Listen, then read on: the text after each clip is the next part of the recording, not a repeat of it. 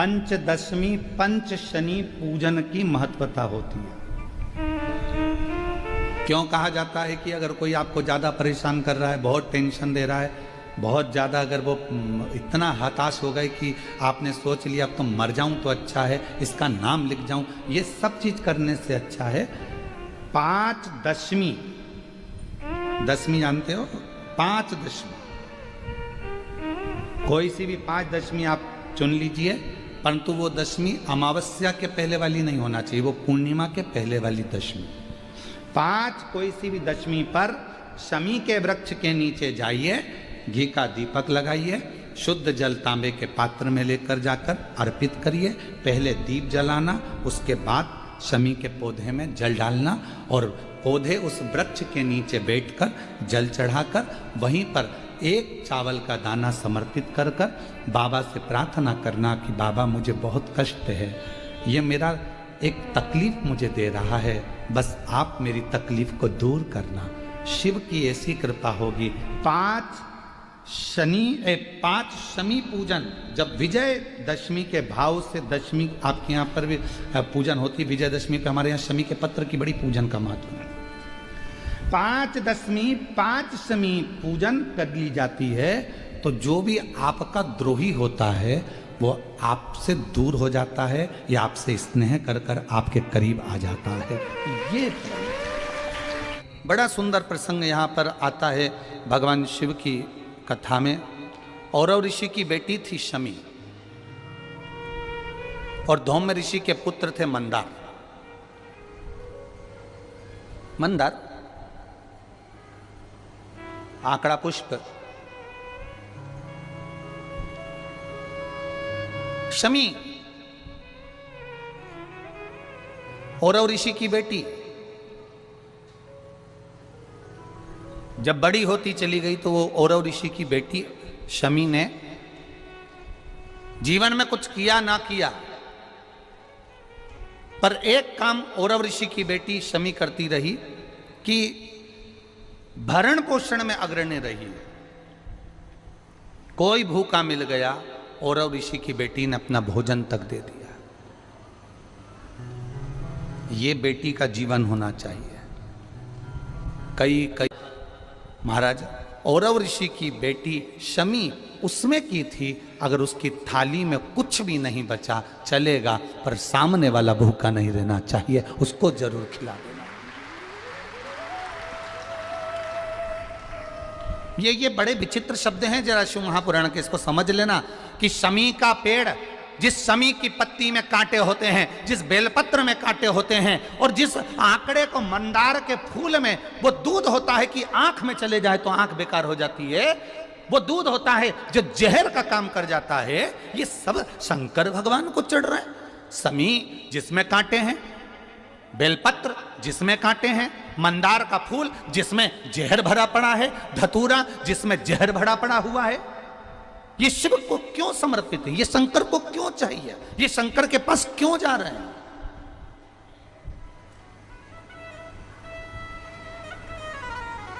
क्यों?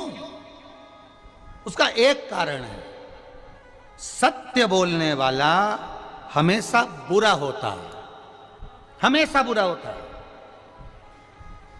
और वो सत्य बोलने वाला व्यक्ति, शमी कांटों में रमी हुई है, लदी हुई है, पर भाव शुद्ध है उसका, भाव गड़बड़ नहीं हुआ उसका। मंदार धौम्य ऋषि का पुत्र, ये आंकड़ा मंदार धौम्य ऋषि का पुत्र। कई लोग पूछते हैं गुरुजी आपने एक बात कही कि तुमरुका जी का नाम लेकर सफेद आंकड़े की जो जड़ होती है, शिव जी का उसका स्मरण कर कर 21 बार कमर में बांधा जाता है उसको। नारी का जो रजो धर्म होता है उसके कौन से दिन? 7वें दिवस। क्या इतना उस मंदार का उस इतना वर्णन होता है उस सफेद आंकड़? तो यहाँ शिव कथा कह रही है, शमी कांटों में रहकर भगवत भजन कर रही है और मंदार जो स्वयं धौम्य ऋषि के पुत्र हैं वो साधारण नहीं है धौम ऋषि का पुत्र मंदार, वो आंकड़ा साधारण नहीं है, वो आंकड़े की जड़, वो आंकड़े का पुष्प साधारण नहीं, मंदार का पुष्प साधारण नहीं, शिव भक्ति के अंदर ली शिव। महाराज मंदार सोनक ऋषि के यहां पर विद्या अध्ययन करने के लिए गए। अब धौम्य ऋषि के पुत्र जब विद्या अध्ययन करने के लिए शौनक बाबा के यहां जाते हैं, शौनक ऋषि के यहां पहुंचते हैं, तो एक बार भुषुंडी ऋषि, अब भुषुंडी ऋषि जो किसी देवता को नहीं मानते, कहीं नहीं जाते, केवल एक जगह पर ही आराधना में लगे रहते हैं और वो श्री गणेश जी महाराज की आराधना करते, केवल गणेश जी की आराधना करते, बाकी के कहीं नहीं जाते वो भुषुंडी ऋषि। अब भुषुंडी ऋषि जो गणेश जी की आराधना में लगे रहते, समय बीतता गया।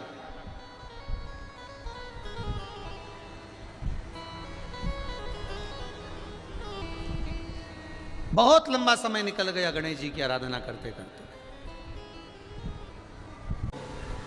आज भुषुंडी ऋषि आए और भुषुंडी ऋषि जैसे ही आए गणेश जी की आराधना में लीन है, भगवान की भक्ति में लीन है, कोई मतलब नहीं किसी से, अपनी आराधना, अपना तप, अपनी साधना और उसका बल, इसके सिवा कुछ नहीं जानते भुषुंडी बाबा।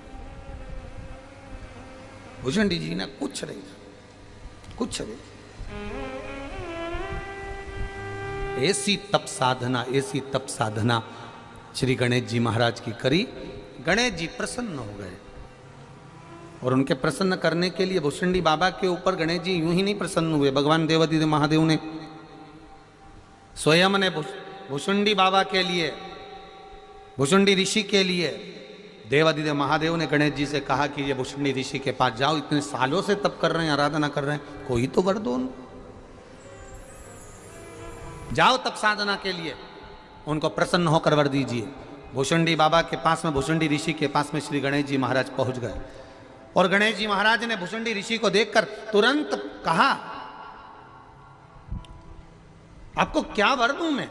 शिव महापुराण की कथा कर रहे हैं। मंदार, शमी दोनों का मंगल विवाह हुआ। मंदार और शमी दोनों का मंगल विवाह हुआ, दोनों का मंगल विवाह। और दोनों का जब मंगल विवाह हुआ, दोनों का विवाह होने के बाद में दोनों घूमते हुए भ्रमण करते जा रहे थे, भ्रमण करते जा रहे।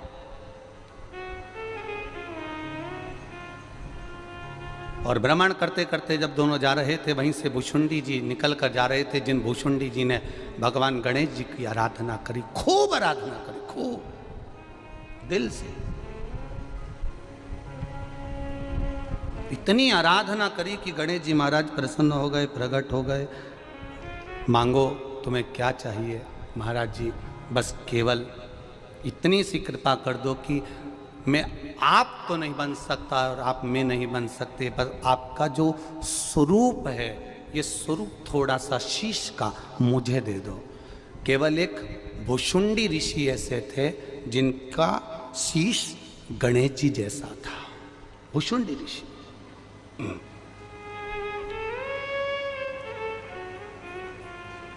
जिनका शीश गणेश जी जैसा था।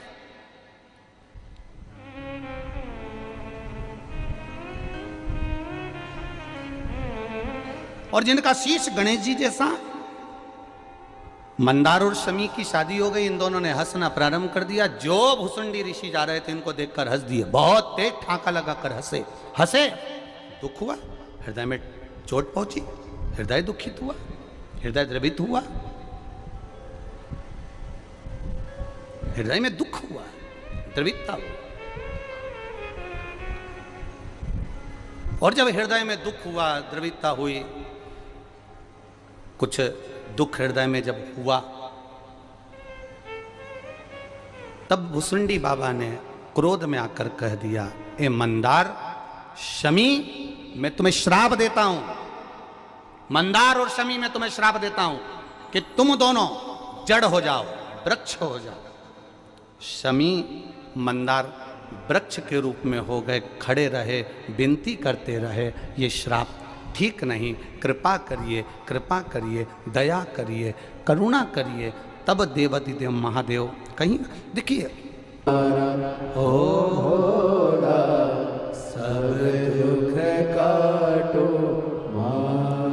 मंदार और शमी ने, दोनों ने मिलकर भगवान शिव की आराधना करी और देवाधिदेव महादेव ने वर दे दिया, सुनो शमी और सुनो मंदार, यदि कोई भूल से भी आपकी पत्ती, आपका पुष्प मुझे समर्पित कर देगा, सुनो मंदार, सुनो शमी, अगर कोई भूल से भी आपकी पत्ती, आपका पुष्प मुझे समर्पित कर देगा, उसे हजारों अश्वमेध यज्ञ के स्नान का जो पुण्य होता है वो एक क्षण में प्राप्त हो जाए।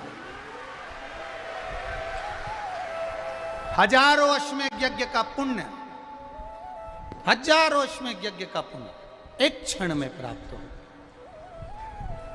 ये मंदार, ये शमी, हजारों अश्वमेध यज्ञ का पुण्य एक साथ।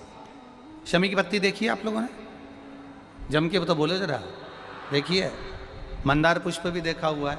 अब शमी की जो पत्ती होती है, उस शमी की पत्ती को भगवान देवाधिदेव महादेव पर चढ़ाने का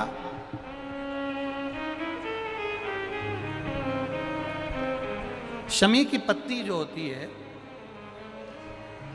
उस शमी की पत्ती को चढ़ाने का एक नियम भी होता है। थोड़ा सावधानी से सुनना इस नियम को, जो आपके जीवन को सार्थक बना सकता है।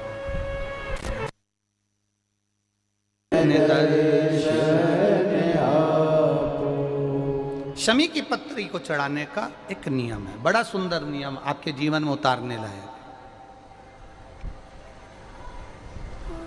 महाराज,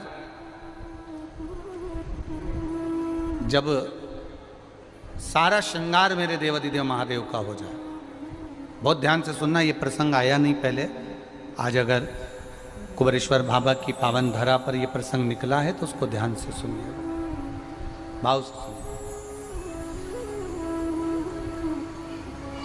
पत्ती, शमी की जो पत्ती होती है, उस शमी की पत्ती को कब, कैसे और कहाँ चढ़ाना चाहिए, और शमी की पत्ती का फल क्या होता है, वो भी अभी अपन समझ लें उसको। शमी की पत्ती, संपूर्ण स्नान भगवान का हो जाए, संपूर्ण स्नान, आप समझें उसको। जैसे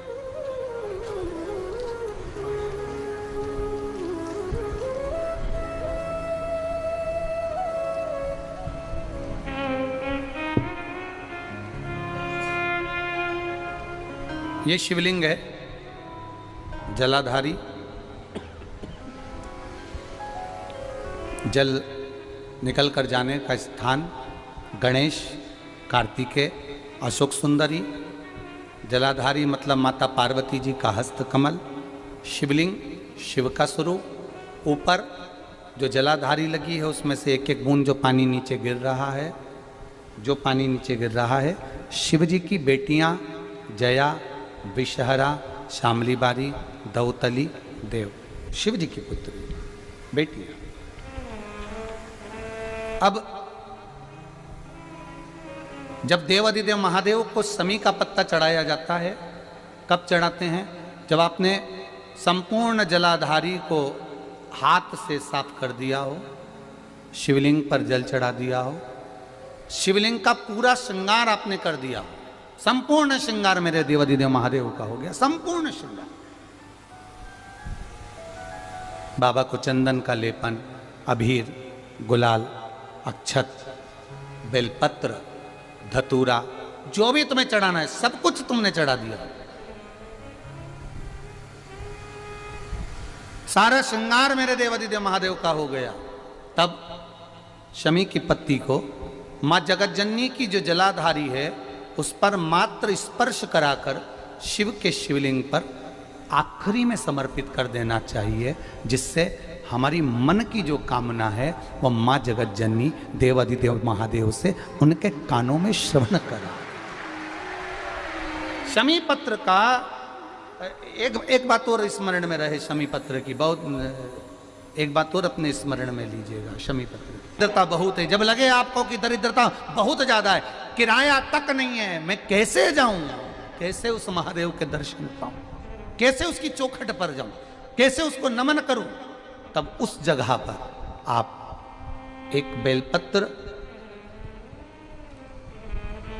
जहां से जलाधारी बहती है उधर एक बेलपत्र, जहां जलाधारी के ठीक विपरीत की स्थिति में, और 7 शमी पत्र मेरे महादेव के ऊपर, केवल आपके हृदय की बात कहते हुए शमी पत्र और बेलपत्र इस तरह से समर्पित। पहले ध्यान रखना, पहले पूरा श्रृंगार, स्नान, पूजन, चंदन, अक्षत, गुलाल, अबीर सब हो जाए, उसके बाद की बात ही है, उसके बाद की बात। एक बेलपत्र इधर, एक बेलपत्र इधर, और उसके ऊपर 7 शमी पत्र के पत्ते एक एक कर कर चढ़ाना, पूरे इकट्ठे कर कर नहीं, एक एक कर कर बाबा से विनती करते हुए, कांटों से भरी हुई शमी है जिसको तूने निहाल कर दिया, मेरी जिंदगी भी कांटों से कम नहीं है, मैं जानती हूं तो मुझे भी निहाल कर देगा,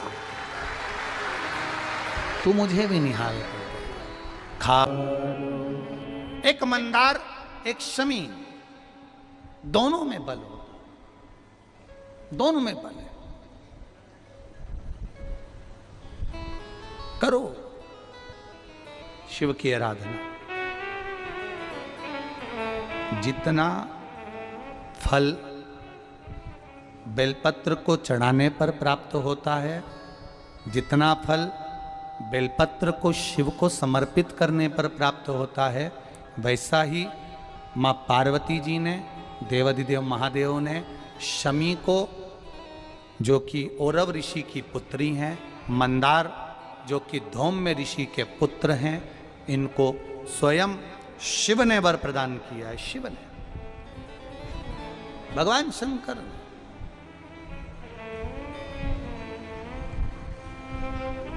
शिव ने वर दे दिया, मां जगत जननी जगदम्बा माता पार्वती ने वर दे दिया,